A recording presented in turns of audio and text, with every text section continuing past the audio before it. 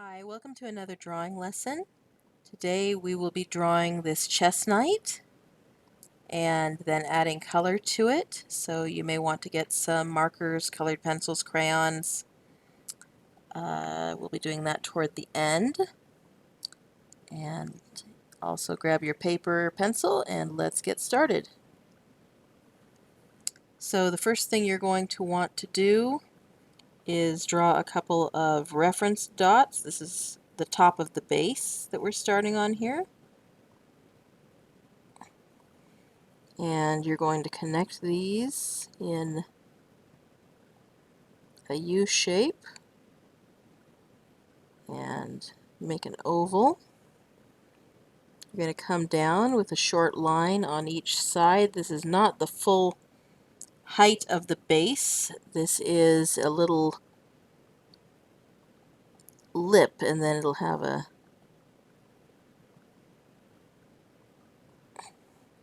another section below. We'll draw that as well with a line going down on each side.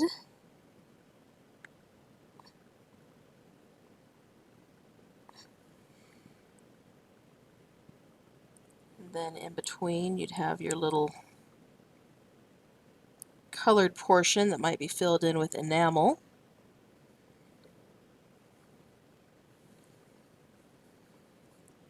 Then up here we're going to do another pair of reference dots.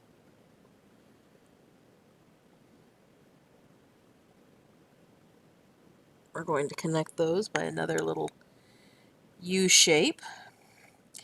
And then I want you to come up a bit and consider about what the height of your chess piece is going to be, rather than starting from the base and working your way up. I'd like the top of my head to be about here, so we're going to go slightly to the left of center for the top of his head. It's going to angle slightly down, and then we're going to give him a nose. We don't want it to extend too far beyond the base. You know, I think I've gone a little low on mine actually. Let's bring him up a little bit higher.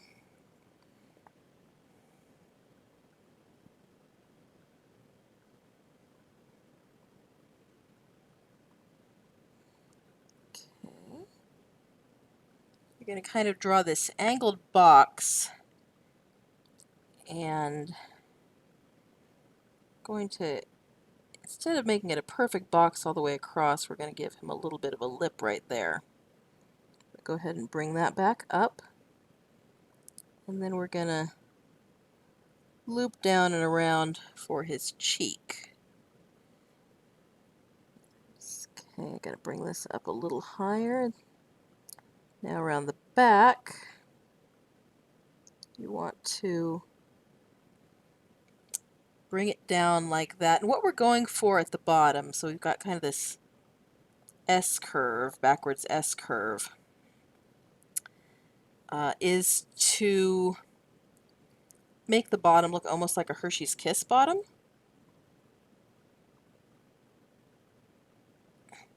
So you'll have that general shape that'll come up.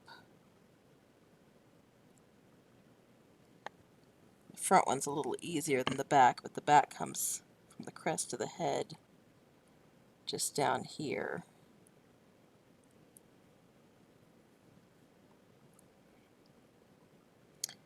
Then up at the top, you're going to want to put his crest, so go ahead and draw a line. It can be vertical or slightly off vertical.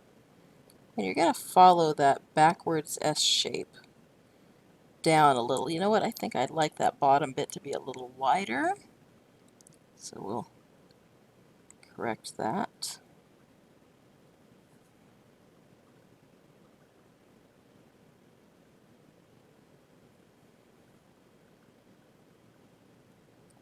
Get rid of the background, clean up in here a little bit.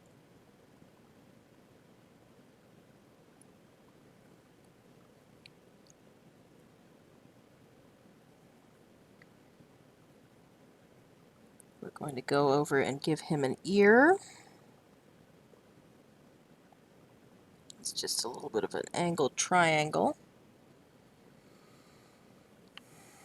And then you're going to want to probably put some lines here to kind of give some definition to that mane and add some visual interest.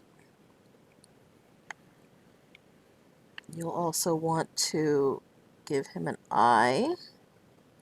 Oh, my eye is a little low in that face. Making lots of corrections today.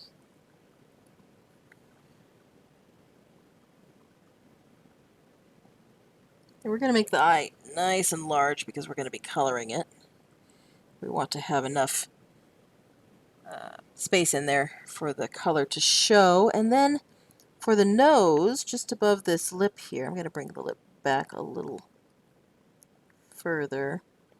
And it's a little kind of a single quote shape. Is what we want to get. And there we've got our basic chestnut.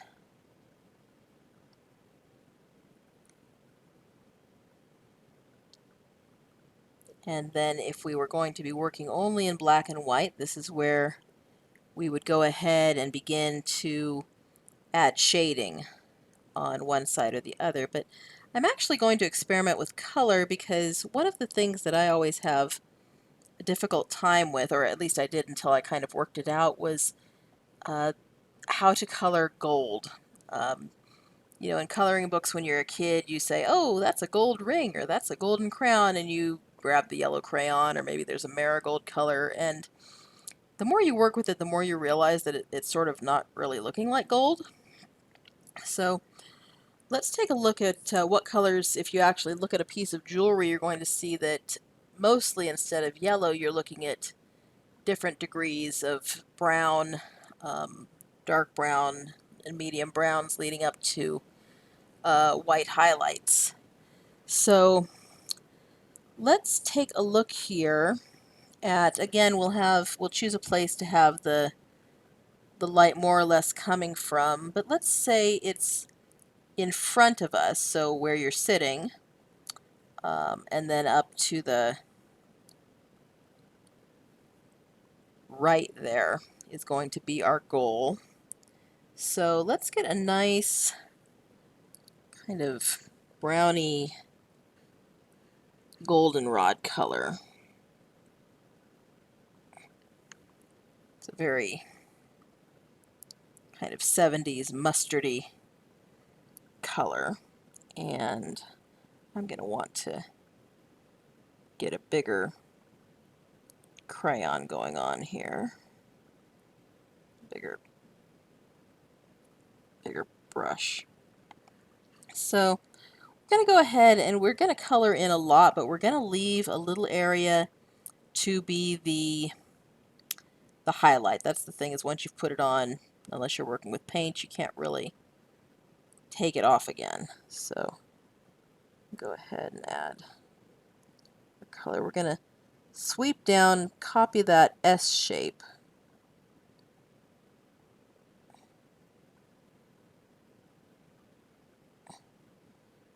And just color everything over to the left.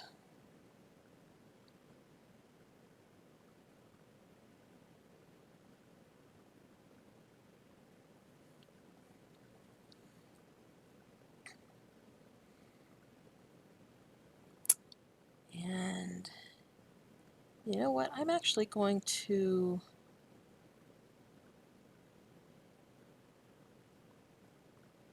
yeah, that'll work. Okay. I want to erase some of this cheek here. I made him a little higher than I wanted. That's good. Okay, so we're going to leave again some space. And we're going to go and I'm going to take that brush size down again just a little bit so I can have a better control here. And again, we're going to make this kind of S shape. And now we're going to color everything to the right of it. So we're keeping a highlight there in the center right of his body. And this isn't as accurate as a study would be if you were actually looking at a piece of metal and able to tell where the highlights really go. You'll get a much more realistic look, but still kind of fun to be able to give the impression of gold.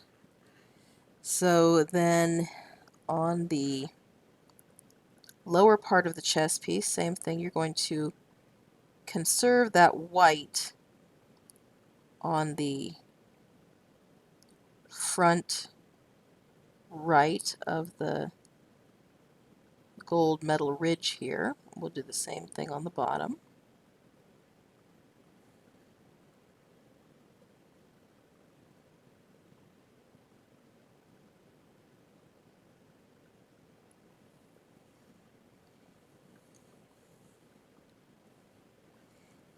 Going to go up to the mane and color those in.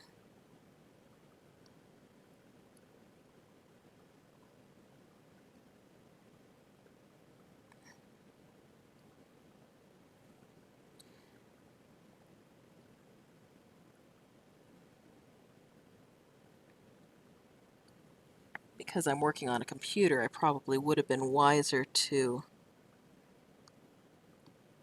draw another layer underneath my black lines and color like that.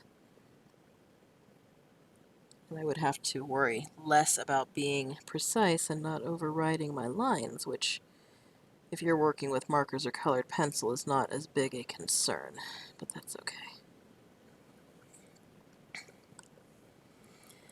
So then let's take a look up here. We're going to go ahead and come down from the chin. Just kind of leave this S shape here again, sideways S curve. We'll just get everything below that, but we'll leave some space that we're going to highlight on his cheek.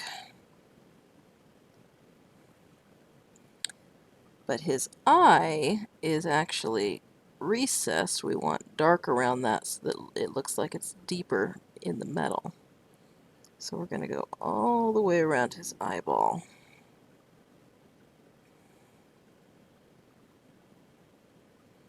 I'm just going to give it a nice ridge right here. Stop a little before we get to the nose. Now, I'm going to go ahead and put a little bit of a shadow on the top, as though the crest is hitting his nose.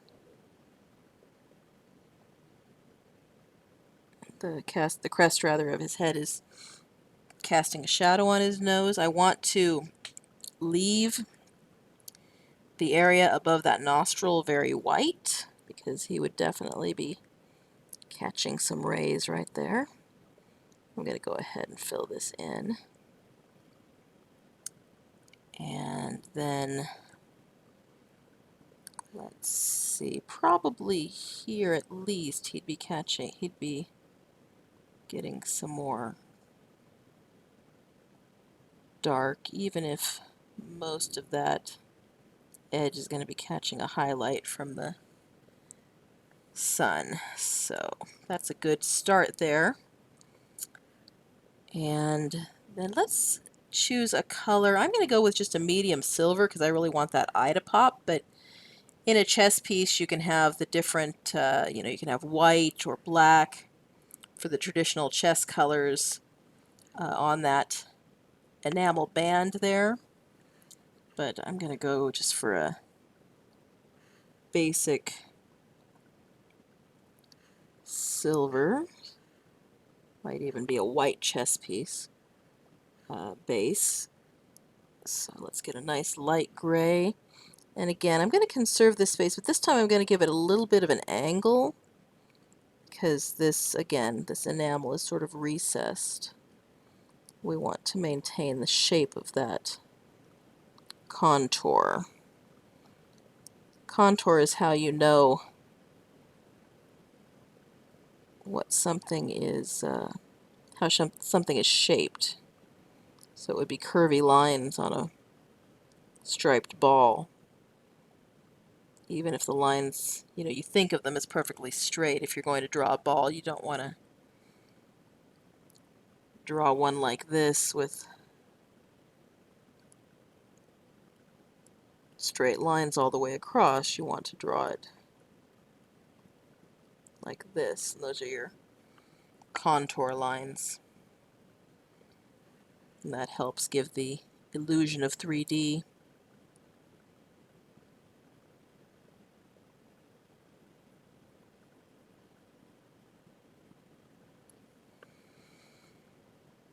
Okay, then we're going to move on to our darker colors. We'll start with that base with a darker shade of gray. And, oh, I am still on the eraser. That's not going to be any good. And we'll go ahead and add that darker tone there. We'll want to go ahead and get a deeper shade of brown, kind of a browny gold, and we're going to make another S curve right about here and just get everything on that side, that left side, in that darker shade.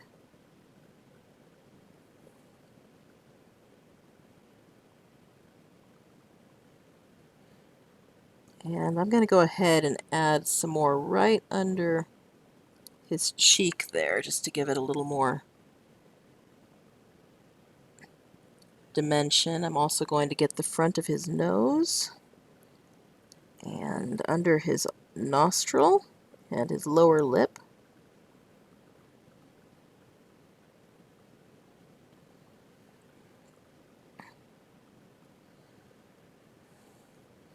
And I'm going to get this deep kind of cut right under here, even going so far as to go right under that little bit of white. I'm going to round that out a little because it's a little too angular. Okay, let's see. We want to have the darkness right here on the bottom. And that's getting pretty good. Now, over here behind his neck, we want to have a little bit of a shadow that might just be catching right in the crease there, not a whole lot. You could even get a ridge on some of these just for visual interest on these, not exactly hairs, but these divisions.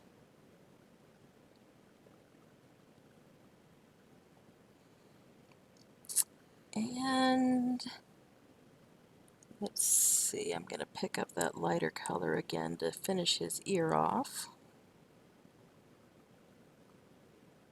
Although that could go darker as well. All right, it's looking pretty good. I'm going to go ahead and pick a nice red. And the only trick with this, I'm going to take a smaller brush. So you want to kind of make sure you leave your whites. So if you're trying to make it look like a ruby, for example, you want to preserve a little bit of white where the facets would show up. And that should give you a pretty nice ruby. I'm going to go ahead and darken up under here a little bit just to regain that nice dark edge.